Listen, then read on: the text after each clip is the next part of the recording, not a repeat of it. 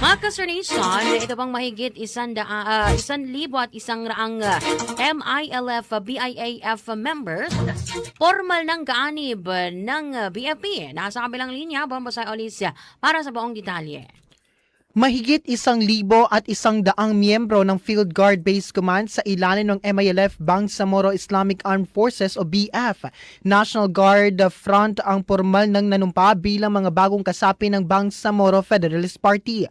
Sa isinagawang General Assembly at oath-taking ceremony sa Barangay Dasao, Sharif Saidona Mustafa noong May 31, 2026, umabot sa kabuang 1,117 members at opisyal ang dumalo sa naturang aktibidad na pinangunahan ni Base Commander at 24th nominee Jurin George Kasima. Ayon sa mga organizer, mga ka-Sir Nation, ipinakita ng malawakang panunumpa ang patuloy na paglawak ng hanay at lumalakas na suporta para sa Bangsamoro Federalist Party, kabilang ang pagsusulong ng pagkakaisa, responsableng pamamahala at mas pinaiting na serbisyo para sa mamamayang Bangsamoro.